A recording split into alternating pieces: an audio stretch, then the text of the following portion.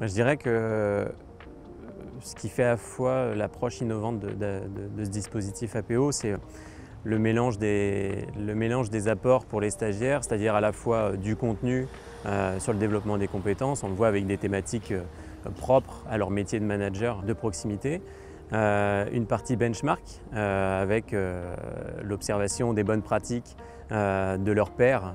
issus des entreprises Toshiba, Lubrizol et Gueudry. Et puis aussi, c'est un bon moyen pour eux de challenger leurs pratiques, les faire évoluer dans le bon sens, mais aussi se rendre compte qu'ils font aussi des choses bien et ça permet aussi de les conforter, de les rassurer sur ce qu'ils font de bien en matière de management.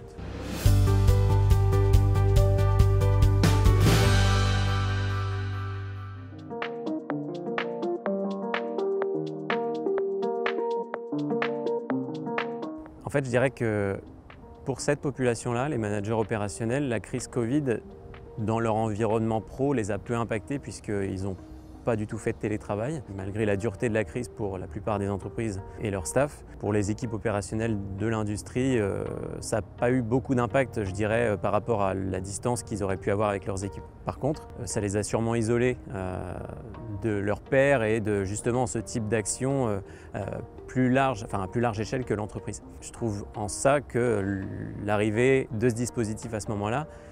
permet de raccrocher un petit peu les wagons et de se raccorder en réseau, et c'est un exercice auquel ils ne sont pas habitués, justement à aller voir un petit peu ce qui se passe ailleurs et à prendre du recul sur leurs fonctions, et c'est en ça doublement bénéfique.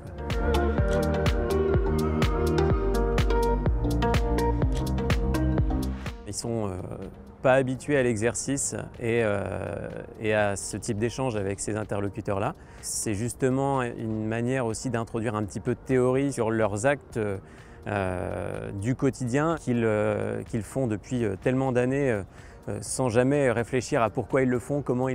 et comment ils pourraient le faire encore mieux demain. Et de ce point de vue-là, je pense qu'effectivement, c'est une approche qui ne peut que les faire grandir et leur permettre de se poser les bonnes questions sur leurs pratiques.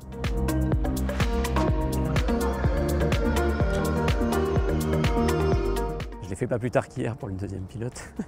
Eux, c'est un super pilote pour avoir commencé parce que c'est des populations qui ne sont pas habituées à ce type de format et à ce type d'échange avec leurs pairs. Donc pour convaincre des populations qui sont un peu plus habituées à la formation professionnelle continue, c'est un terreau formidable parce que leur verbatim parle d'elles-mêmes et leur ressenti journée après journée de l'action APO fait qu'on en ressort avec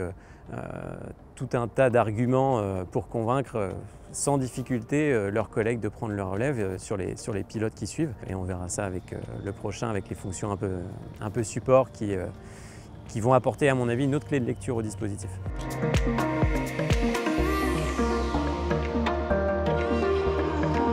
Le prochain pilote va être constitué d'une contrôleuse de gestion, d'un développeur système d'information et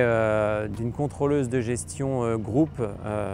qui, malgré la même appellation, a un métier complètement différent de sa collègue. Donc sur d'autres types d'activités, sur du contrôle de gestion franchisé notamment. Je dirais multidimensionnel, pour reprendre un petit peu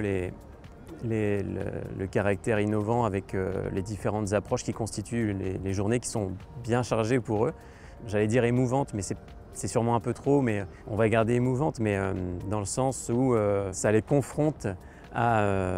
ce qu'est leur métier et puis ce que représente leur entreprise, parce qu'on l'a vu lorsqu'ils ont fait visiter leur site à leurs pairs, notamment chez Toshiba, il y avait une fierté loin d'être dissimulée à montrer ce qu'ils ont fait depuis des années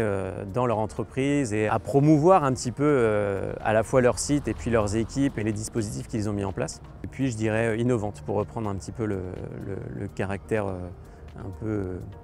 qui sort des sentiers battus de l'approche pédagogique classique qu'on connaît historiquement en entreprise.